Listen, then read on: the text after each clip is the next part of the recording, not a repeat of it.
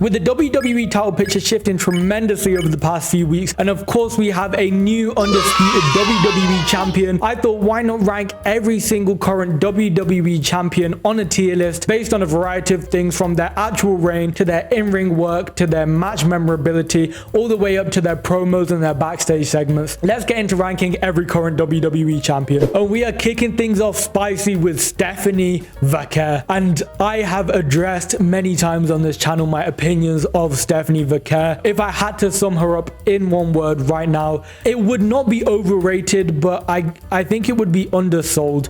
I don't think we have been told anything right now about Stephanie Vaquer that is of enough value to be able to understand the character of Stephanie Vaquer, who she is, what her motivations are, and why she even is the champion right now. I think she's a superstar that has absolutely just been thrown into the WWE with no explanation, unless you followed her in her independent scene, in her many various promotions before the WWE. You essentially have no idea what Stephanie Vaquer is doing here, who she is, what her motivations are, and why she is holding that title. And even if we're talking about her title reign right now, there's been nothing meaningful, and that really stems from the fact that we really don't know who Stephanie Vaquer is right now. If we're talking about her current title reign, she's faced Nikki Bella about 10 times at 10 different pay-per-views. Raquel Rodriguez has kind of been thrown in that mix, and other than that, we've not really seen anything else from Stephanie Vaquer. And as far as feuds go, we have literally only the Nikki Bella feud, and that was purely built on Nikki Bella's side, with Nikki Bella coming in as a heel and acting as like an entitled Hall of Famer. But from Stephanie Vaquer's side of things, we just really didn't get a whole lot. And as for matches, as for promos, first of all, matches, I don't really see the hype in Stephanie Vaquer as an in-ring competitor. Of course, you've got the horny subcategory of WWE fans who go crazy for the Devil's Kiss. But if we're talking about a regular match of Stephanie Vaquer's, there's nothing particularly stand out in my opinion. And as for, like I said, character work, backstage segments, promos, again, absolutely nothing we get. Just, if anything, we're getting a bit of an underdog gimmick, which is very, very weird considering she joined the company, what, a year ago, and she's already won every title between NXT and WWE. For that reason, I'm going to put Stephanie Vaquer down in the C tier. Up next, we have the Wyatt Six, and I feel like there's really two sides to the Wyatt Six as champions. On one side, we have the incredible character work we're getting from the Wyatt Six, maybe the best character work in the company right now. Of course, just this spine-chilling faction with incredible storylines. I say incredible storylines, they literally only have one storyline with the MFTs, but all the work they are doing is incredible. We're getting practically mini movies from them every single week in their promos. You know when they show up, they mean business, and I think that is such a dominant thing for a faction to have. The other side is we're lacking a bit of something, and that something is we're lacking matches, we're lacking feuds, we're lacking frequency. And by frequency, I mean they've essentially been going back and forth with the MFTs probably for about 6 months now. And bear in mind, this entire time, they have been the tag team champions. I guess the point I want to say, and I guess this comes back to the frequency thing, is the frequency of the titles being meaningful in what they're doing. The frequency of the titles being defended, I feel like is not enough given that they are just a tag team champion. They're not a world heavyweight champion. They're not faces of the company right now. They are in that kind of mid-card level title scene, and I think if they want to reside there, then maybe they want to defend more and do more with other people. But we've simply just seen them focus on the MFTs, which of course means we've not had any storylines with the actual tag team titles, to the point where I feel like they don't even acknowledge that they have the tag team titles, which I feel like is a big issue. We have a SmackDown locker room with about 10 teams who are all ready to be tag team champions, from, you know, Fraxium, Pretty Deadly, who of course are a bit injured right now, the Street Profits, DIY, just so many teams that are so ready to win those titles. And I think we have a team that maybe they don't need the titles right now. I think this Bloodline MFT, I think this MFT Wyatt Six feud would work work? Absolutely. Potentially even better if the titles weren't involved, because this feels more personal than about the actual titles themselves. So I guess their work has been good, but if we're viewing them purely as champions, I think they maybe have been B tier tag team champions right now. Jade Cargill. I feel like I can't really speak too much about Jade Cargill right now, because to be honest, she won this title quite a bit ago now. Like, it wasn't even like last week she won it. She's held this title for a little bit now, and we've not seen anything more than a random entrance. She kind of like eyes people down on entrance and then does nothing moving forward, which fine, I'm not gonna complain about it. In terms of promos, again, she's kind of walked to the ring, said like, I'm that woman, and just left. Like, there's not really been anything that's happened with this title so far. And if we want to talk about what has actually happened with this title, we've had a Michin and B-Fab feud, which as far as feuds go, that is kind of the rock bottom of feuds. Yeah, we've just not really seen anything from her as champion, and for that reason I feel like she's another champion I can't really put right now above the C tier. CM Punk. I feel like this might sound like I'm slating every single champion and I'm speaking negatively of everyone, but I promise things will get better. I just feel like we've started off with some of the less defending or less meaningful champions, which I think it means things can only get better with those titles. But as for CM Punk, I think it is very big that CM Punk is the champion. I think that's a great thing. Is he my personal favorite world heavyweight champion of all time? No, but again, like, you can't really go wrong with having CM Punk as a champion. I think he's great. I think he does the job, puts on amazing matches, incredible promos, incredible feuds. Everything he does to 100. And there's not a whole lot of critiques to CM Punk, although I will say I feel like he's a superstar that maybe might be a tiny bit past his prime, but I'm very happy to look past that and put CM Punk as the first superstar in the A tier. Chelsea Green. And let me tell you, this is where things start to get good. We have actually got Chelsea Green and Julia on here, which I'm not mad about, because Chelsea did just lose the title literally 2-3 days ago. But I would rather speak about Chelsea Green than Julia at this moment. And to be honest, I think they've kept Chelsea on here because she is still technically a champion holding the AAA Mixed Tag Team Championships. But I think Chelsea might be one of the greatest champions on the roster right now. Everything she does is so authentic, so funny, she is just who she is. Like, Chelsea Green is Chelsea Green. She is not trying to be anyone else. She's not trying to emulate anything. She's not trying too hard. She just is Chelsea Green, and I love that for Chelsea Green. I don't think there ever has been a second where Chelsea Green has been on screen and not just been incredibly entertaining to watch. I do not have a single bad thing to say about Chelsea Green. At the end of the day, this is entertainment, and Chelsea Green is all entertainment. I'm going to be putting Chelsea Green all the way up in that S tier. The Kabuki Warriors. And let me just say, the Kabuki Warriors right now have the most competition the women's tag team division has maybe ever seen in the history of wrestling. I mean, we're talking practically every main eventer in the company right now is in that women's tag team division. So of course the Kabuki Warriors have got a lot on their hands right now, and I think they're doing a great job at it. Kabuki Warriors for me always have been such an entertaining duo to watch. I think their storyline has been so good, with, you know, Asuka being that almost dictator in the relationship and Kairi Sane just having to follow her leader fearfully.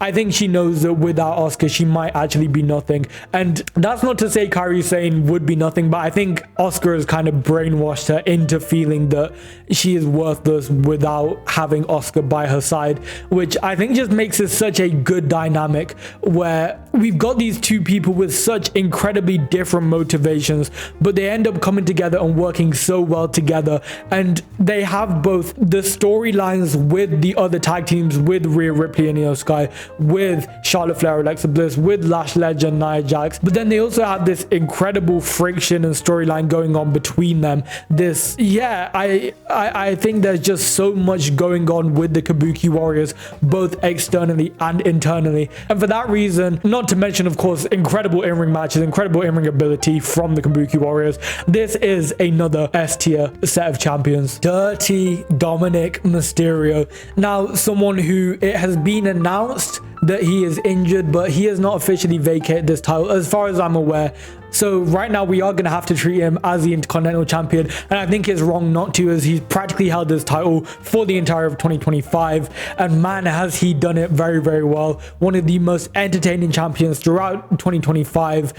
Feuds have been incredible. Work internally with the Judgment Day has been great. Of course, feud with John Cena, feuds with Rey Mysterio. I just think everything that Dominic Mysterio has done this year has been incredibly entertaining, and even to the point where you could certainly make the argument that he is not a top caliber superstar in ring, but I really feel like with his character that kind of works, and to the point where I think him being insanely technical in the ring, or him doing crazy moves in the ring, wouldn't really work for the character of Dominic Mysterio. So I think overall we have a perfect package in the superstar of Dominic Mysterio and as the Intercontinental Champion. So for that reason, I'm going to be putting Dominic Mysterio up in that S tier. Carmelo Hayes, someone I am so happy won that open challenge against Ilya Dragunov, put on an absolute clinic despite it being a pre-recorded SmackDown, which I will not forgive the WWE for doing. But Carmelo Hayes, incredible in ring. I really like the way they're presenting him.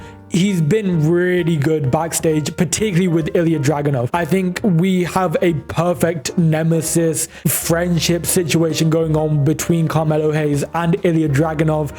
I don't know even what they've got going on, to the point where they might even end up a tag team one day. I don't know what they're doing, but yeah, absolute cinema. We've got two of the top NXT guys who have come to the main roster, absolutely killed it, and between Ilya's reign and Carmelo's reign, I think we might see two of the best reigns we've seen for a very long time with the United States Championship. I don't think I can put Carmelo Hayes quite in that S tier yet, because we've just not seen any real feuds from him. We've not seen enough from him overall, but from all of the matches, open challenges we have seen from him so far, that is an easy A tier champion for me. Speaking of more new champs, we have the Usos, and man, does it feel good to have the Usos back with that gold. There is never a time where the Usos being tag team champions is a bad thing.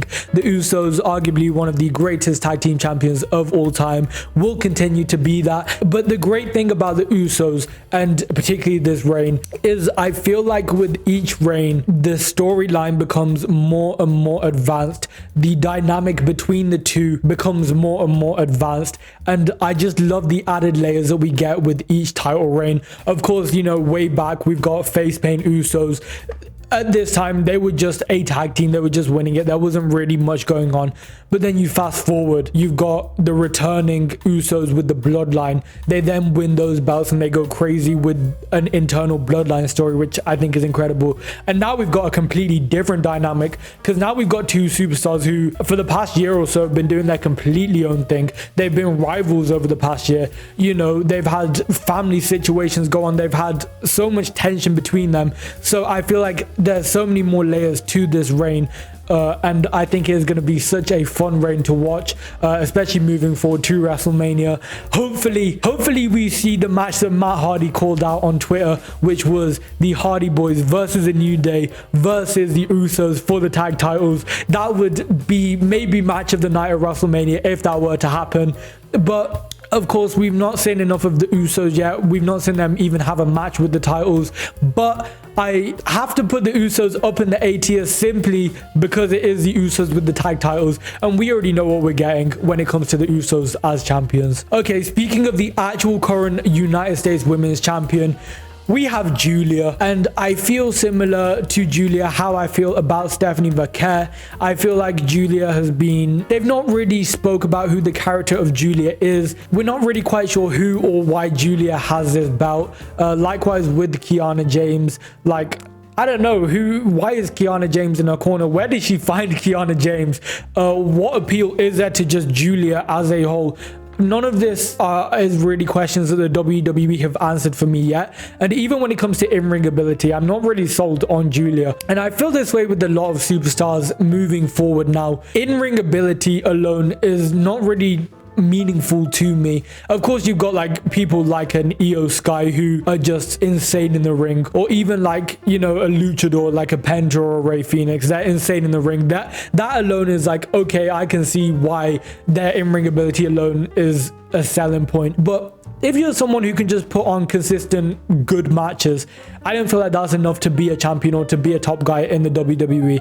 And between this reign and the previous reign, nothing memorable. Again, back and forth with B-Fab, Michin. Outside of that, absolutely nothing. And I'm going to put Julia down to the right back tier. I just don't feel anything when I see Julia on screen. And I honestly don't know why she's the champion right now. Io, Sky, and Rhea Ripley. Like I said with the Chelsea and Julia situation, a lot of these title changes have literally happened in the past 24 hours. So I think it's only fair that I do talk about both champions that were champion pretty much in the past day. So of course we've had the Kabuki Warriors and Rhea Ripley and Io Sky. Like a lot of these, I can't get into too much detail about their reign because of course they've not really had it yet. But of course everything we've seen from Rhea Ripley and Io has been so good to watch. I love this whole story of like going from major rivals to becoming the most unlikely of friends. But when it did happen, it was like, oh wait, that actually makes a lot of sense. They actually are they have perfect chemistry. They actually perfectly do gel together. And again, this is another duo to me that feels so authentic. Like it doesn't feel like just another forced tag team that I feel like we get a lot of these days. It feels like such an authentic connection, and I hopefully this is a great title reign. I think this will become very soon an S tier tag team champion, but for now I'm gonna put this in the A tier. Up next we have the new women's intercontinental champion in Becky Lynch, and I can go off this reign, I can go off her previous reigns. I love what Becky Lynch is doing. Yeah, this gimmick is so incredible. It's like the only way to describe this gimmick is Sports Illustrated says so. Like that's her entire thing right now. Sports Illustrated said she is the best, so she is the best of all time, and she's really running with it. And with these statements that these media outlets are making, her ego is on 1000 right now, to the point where anytime she takes a loss, anything bad that happens, she is not looking within. She is looking at all of the managers, all of the referees, and she is suing everyone around her. She is blaming everyone around her. And just overall, I think it's such a comedic angle, and I just love these unique takes to what a champion can be and what a character can be. And I feel like Becky Lynch is really doing that right now. And particularly the thing that I think makes it such a unique approach is that she really is killing it on the social medias and on all of the stuff outside of the ring. She really is doubling down on this character of like, Sports Illustrated said I'm the best, so I'm the best, and anyone who makes me lose a match, anyone who says I'm bad is corrupt and I will sue them. Like I just love the commitment to the bit, and I really think a lot of wrestlers underestimate the power of committing to a bit outside of the ring and on social media, and I think Becky Lynch is doing that perfectly. And for that reason, I'm going to put Becky Lynch in the A tier. And finally, we have the most deserved champion of all time. We have the new undisputed WWE champion in Drew McIntyre. And first of all, W Drew in the comments, like this is well deserved, very much overdue. But something I will also say is that I feel like this was the right time to do it. And I'm not saying a random SmackDown was the right time to do it, but I'm saying this point in his career felt like the right time to make him. And I'm saying that from the point where even go back to like a Clash at the Castle 2022. By the way, this was an event I went to, and the entire building at that night was convinced that Drew McIntyre was going to win, which I genuinely couldn't understand at the time. Like I thought it was so obvious that Roman was retaining. And that kind of speaks to the fact that Drew has been a main event. Drew has been main event material throughout all of these years, and he's been so incredible to watch. However, I feel like only now we're really starting to see like the prime Drew. I feel like even if we're talking 2020 champion Drew, we're talking about, he felt a little bit gimmicky, he felt a little bit inauthentic. They didn't quite figure out the character of Drew McIntyre yet. But what we have now, we have arguably, in my opinion, the face of the company. Like we have someone who really could be the face of the company now. He really is at that level for me, both in and out of the ring. I think we have just the most perfect overall superstar in Drew McIntyre. He's so authentic, so believable. His matches are incredible. His feuds are nothing short of just brutal and insane. Like there has not been a bad Drew McIntyre feud over the past 2-3 years. Incredible on the mic. His out of ring segments are just so authentic, so from the heart. And I really don't know if there is anyone on the roster right now like Drew McIntyre, to the point where I think he is going to be a 10 times better champion than a CM Punk. I think Drew McIntyre is really on that next level, and I'm overall just so incredibly excited to see what they do with this run with Drew McIntyre.